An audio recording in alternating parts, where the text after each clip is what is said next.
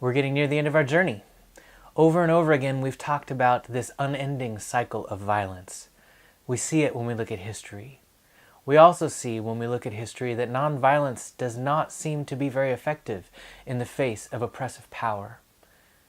Can nonviolence truly break the cycle of violence? And is Christianity truly a nonviolent faith? The actions of Christians in the history of the world, and even God's action in the final judgment, seem to speak against this nonviolent view of faith. But in this chapter, Volf is going to argue and look at those issues. Let's begin. If you take away the love of enemy, you have actually unchristianed the Christian faith. This last chapter of Exclusion and Embrace is a huge critique of how and why Christianity has so often gotten things wrong and committed injustice in our world. Jesus is, in Scripture, both the crucified one and the white rider that we see in the book of Revelation, the conquering king.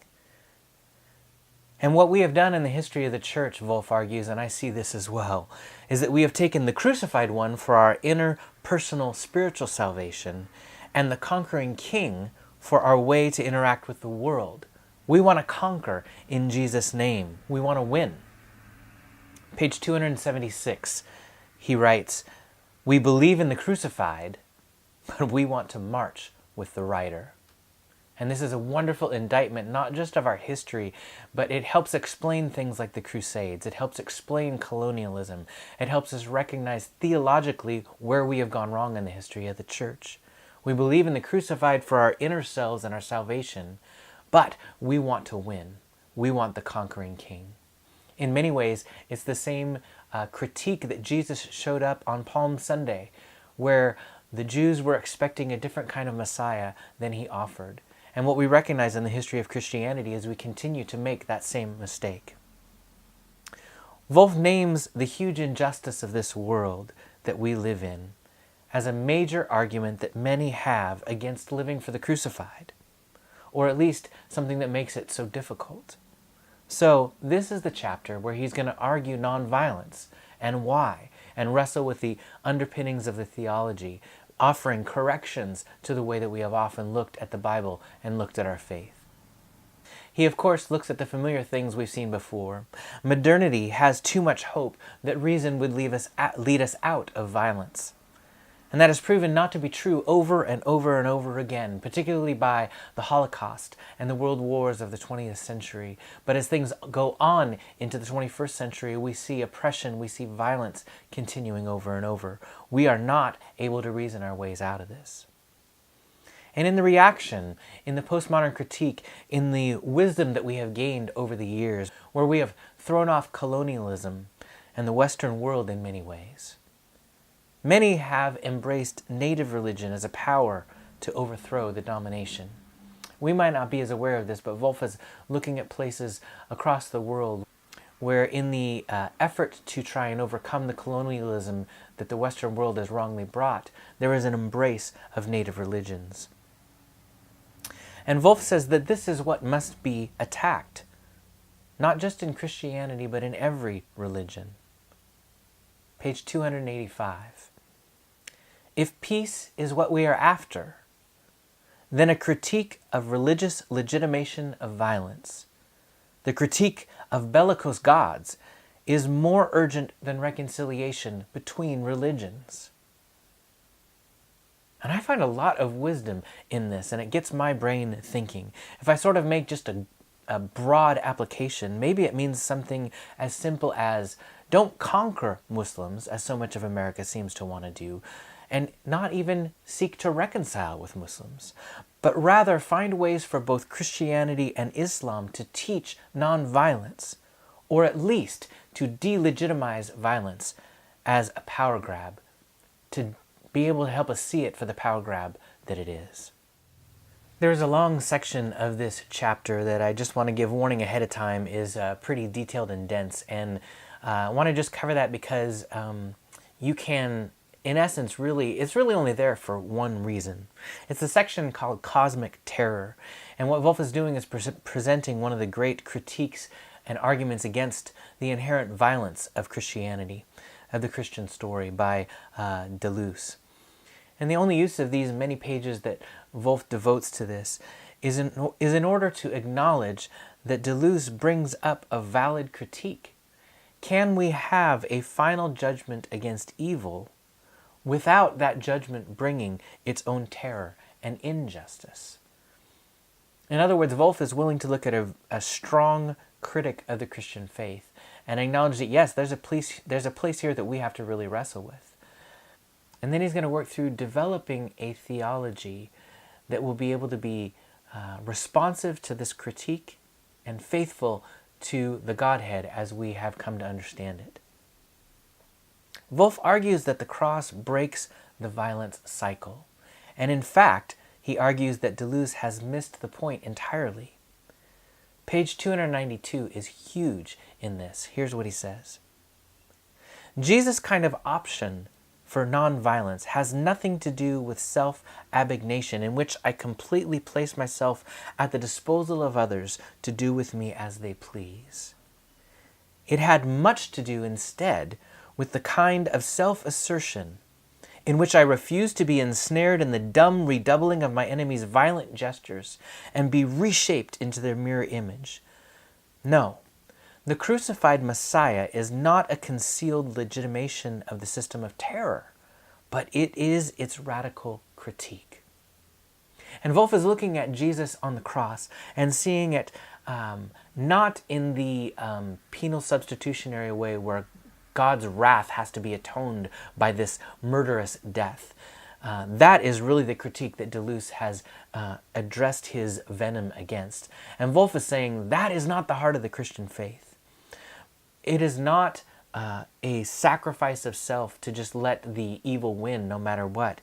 It is a refusal to allow evil and oppressive power to change who I am, who Christ was, to change and morph and make them into the mirror image of what we are suffering under. And instead, Volf is reminding us that the crucified Jesus is the radical critique of a system of terror. Huge points on page 295. One can embrace perpetrators in forgiveness because God has embraced them through atonement. That gives us a little bit of hope when we think of interacting with those who have oppressed us. Another one, page 295. The cross of Christ should teach us that the only alternative to violence is self-giving love, willingness to absorb violence in order to embrace the other in the knowledge that truth and justice have been and will be upheld by God. You can see the ways in this last chapter that Volf is pulling all of the threads together. In the place where he's arguing most strongly for the nonviolence of Christianity, he's also pushing us back to self-giving love, pushing us back to embrace, pushing us back to truth and justice being upheld by God and not our own actions. A little farther down, 295. Only those who are willing to embrace the deceitful and unjust, as Christ has done on the cross, will be able to employ reason and discourse as instruments of peace rather than violence. This, too, I find really challenging, helpful, necessary in the world that we live in. If your motto, for instance, is the catchphrase that we're seeing a lot right now, that I'm going to punch a Nazi, then your reason for doing that, even if it is right, will end up in violence. You've embraced the violence in the system and made it your own and tried to use it for the cause that you are aiming for.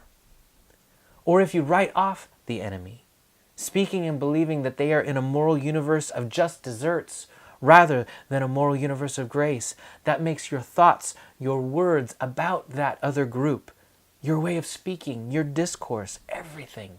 It makes it violent inherently. And that in itself is going against the way of the cross and the way of the triune God. Over and over again, Volf is reminding us of how we must be different, that breaking the cycle of violence does require nonviolence and does require reminding us that our methods matter. Volf then takes some time in this chapter to address head-on some of the biblical imagery that seems to go against nonviolence or be for violence.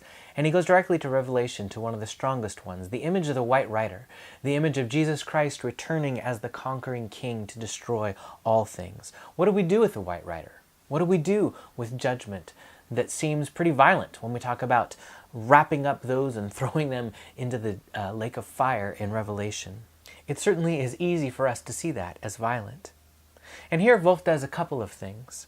First of all, he reminds us that nonviolence is not easy or often successful in our world. If we believe that we can just get together and have peace marches and get together and follow the Gandhi way and everything is just going to turn around, that is suburban naivete. People are not going to be convinced by reason to embrace nonviolence. Both because, honestly, it doesn't really work in the world that we live in, and also because reason and freedom are never pure. They are always selfishly situated in us, in our culture, based upon what we desire as communities. That often comes at the expense of another culture's desires. So we have to go beyond reason. And this is why Volf has made the will to embrace as so primary. And I think this is a really great thing in this chapter to reinforce a lot of the things that we've been talking about as we go through this book. Why is the will to embrace so important? Does that mean there is no safety? Here is the reminder why he keeps putting will of embrace primary.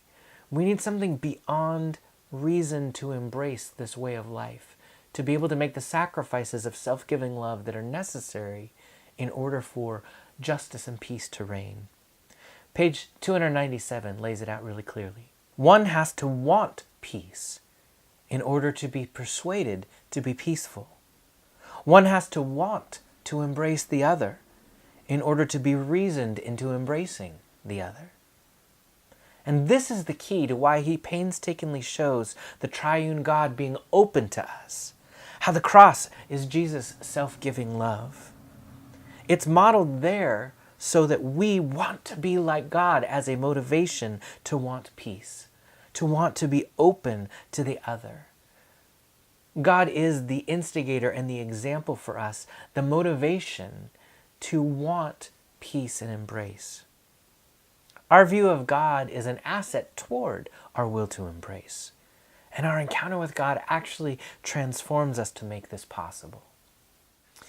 But then he goes right on to draw this into the final judgment discussion.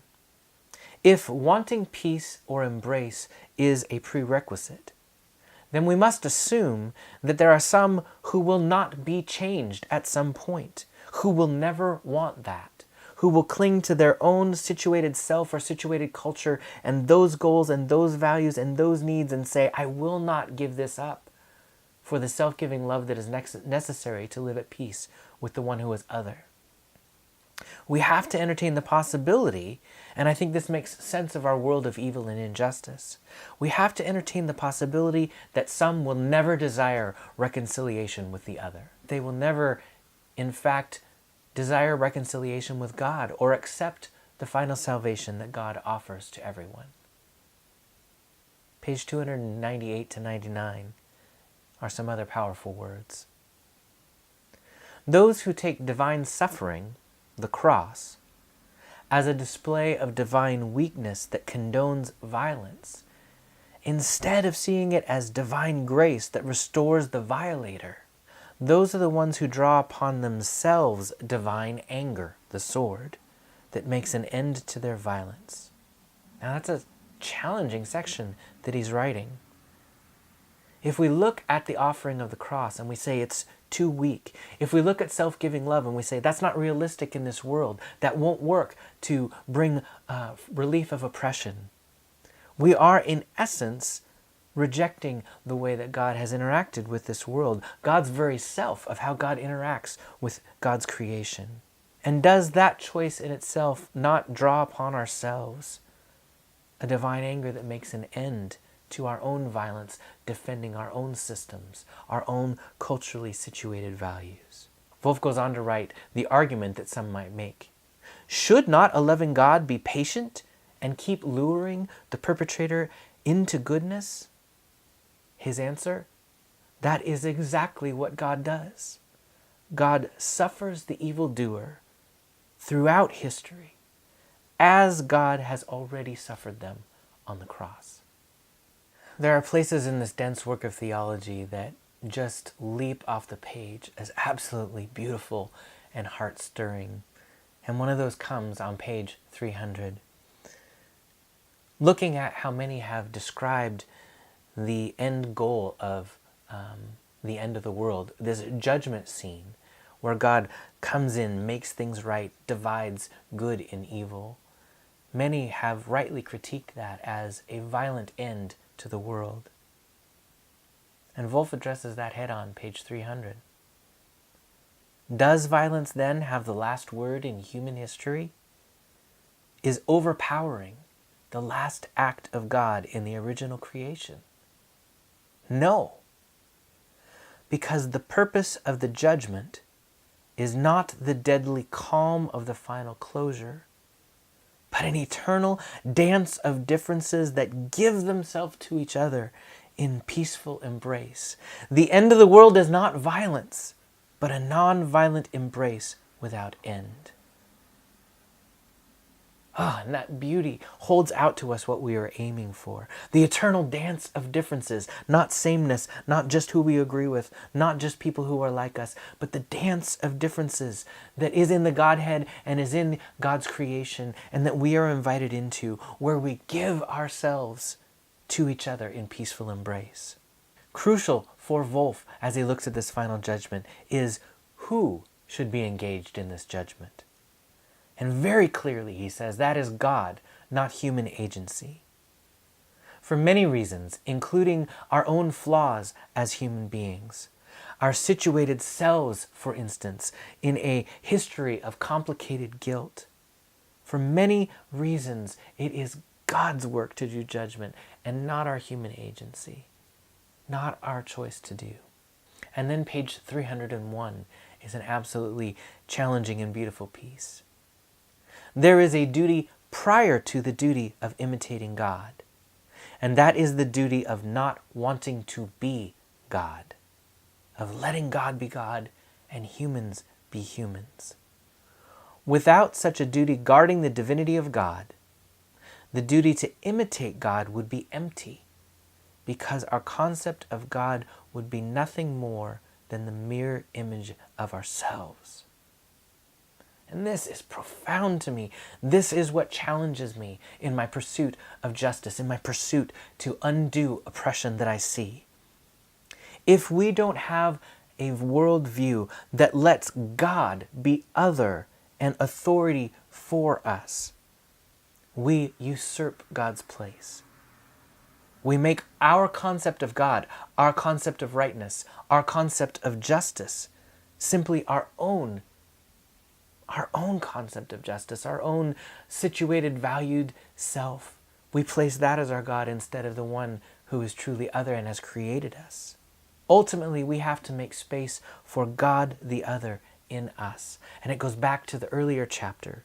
We have to make room and allow ourselves. We have to have the will to be decentered ourselves and recentered around Jesus. In other words, to, prior to everything else, not desire to be God ourselves and be willing to sacrifice and relinquish the control of our own life to the Lordship of God.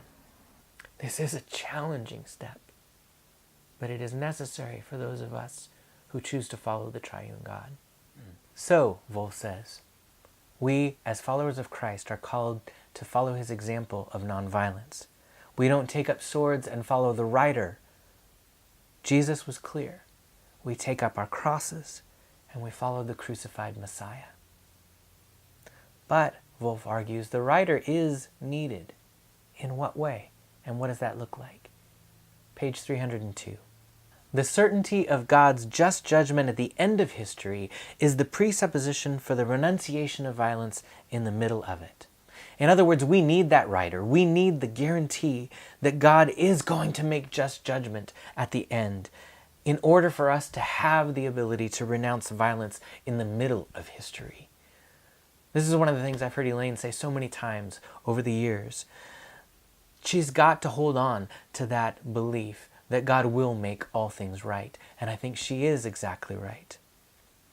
I would add that another place that we hold on to, another reason why we follow the crucified Messiah, but we need the trust that God will make things right in the end, is that we have this belief that the nonviolence of the cross is the profound hinge point, that is what disarmed injustice, evil, and violence. And it is what brought about the power into this world to bring the right judgment at the end. They are connected one to the other. The crucifixion and the making right at the end. The crucified Messiah and the white rider are one and the same, and they depend upon each other. The right judgment in the end is dependent on the nonviolent act in Christ and in us now. Now, what we need to acknowledge, what Volf acknowledges clearly, is that there are those in Christian communities who want to get rid of the white rider altogether, get rid of judgment altogether. And Volf has some powerful things to say to this. And really, he believes this line of thinking can only develop in a naive suburban Western world. Here comes some of the challenge. For those who oppose God's violence, who oppose God's judgment, who oppose any hell and make, in fact, God lovingly impotent, in that world they then entrust, page 303, judgment into human hands, persuaded presumably that this is less dangerous and more humane than to believe in a God who judges. That we should bring down the powerful from their thrones, Luke 1:51-52, Mary's song. That seems responsible in this viewpoint. But that God should do the same, as the Song of the Revolutionary Virgin explicitly states, that seems crude. And so, violence thrives, secretly nourished by belief in a God who refuses to wield the sword. Now this is absolutely challenging to everything we kind of think. Many times we get along this line of the loving embrace of God, and we think that we want to get rid of judgment entirely in God. We want to get rid of this idea of condemnation or the white rider or any of those images whatsoever. And Volf makes the argument that doing that, nourishing this belief in a God who refuses to wield judgment, is why violence continues to thrive in this world. At the very least, it is why violence continues in Christian circles, because we believe human hands must take this into account. It's some of what you see in conservative Christians who give power to the state to bring judgment, to be police force, to be military might in the world, as if God and Christianity can have nothing to do with it. That is what creates and perpetuates the violence, Volf argues. This is really challenging to me. Page 304, drink this in. My thesis, Volf writes, that the practice of nonviolence requires a belief in divine vengeance will be unpopular with many Christians, especially theologians in the West. To the person who is inclined to dismiss my position, I suggest imagining that you are delivering a lecture in a war zone, which is where a paper that underlies this chapter was originally delivered. And then he goes on to describe what it was like for him.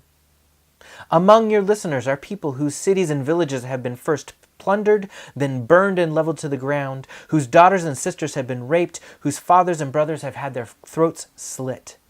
And the topic of the lecture that you are asked to give the people who have had this experience, the topic of the lecture, a Christian attitude toward violence. The thesis, we should not retaliate since God is perfect, non-coercive love. Soon you would discover that it takes the quiet of a suburban home for the birth of the thesis that human nonviolence corresponds to God's refusal to judge. In a scorched land, soaked in the blood of the innocent, it will invariably die. And as one watches it die, one will do well to reflect about many other pleasant captivities of the liberal mind. Now think carefully of what this critique is bringing. Volf is not arguing against nonviolence here. He is arguing against a nonviolence that is rooted in a God who does not judge. He is saying that, in fact, the only way to live out nonviolence is to hold on to a belief that in the end God will judge, God will make things right. He's arguing that this kind of naivete, in his view, of a God who is unable to judge or wield the sword, as he says, can only come in a place that has not had scorched land and been soaked in the blood of the innocent. And in fact, for him, as he looks at the true evil of the world, as he experienced it with people that he knew and that he loved, it forced him to realize that our nonviolence is rooted somewhere different. It is rooted in the crucifixion of Jesus Christ, who then becomes, through his submission, the powerful one who will make things right at the end. And we are called to that self-giving love. Our nonviolence is rooted in that crucifixion act of the triune God, the self-giving love on our behalf to redeem all of us who are violent. That is where it is rooted. And it is sustained by the trust that this same Creator God will eventually make all things right. This is going to be a challenging chapter for you to read, and I look forward to the discussions that will come. Page 306. This is probably one of his strongest statements of why Christians are called to be nonviolent. But if one decides to put on soldier's gear instead of carrying one's cross, one should not seek legitimation in the religion that worships the crucified Messiah. And see what he is doing. He's constantly pulling us back to the crucified Messiah, refusing to allow us to see it as a one-time act of God for our personal salvation, refusing to allow us to only claim the crucifixion for our personal salvation. But he is remembering and reminding us of Jesus' call to take up the cross, and the reminder of very traditional Orthodox Christian belief that it is the self-giving nature of God on the cross that changed the heart of the cosmos and gave the power for true judgment and reconciliation to come at the end of all time. I think this is going to be a great way to end. Enjoy this reading. This will be the last video that I make, unless when his new revised version comes up, I may do a review of the new piece that he's done in that. But thanks for being a part of this journey, and let's keep discussing these important issues.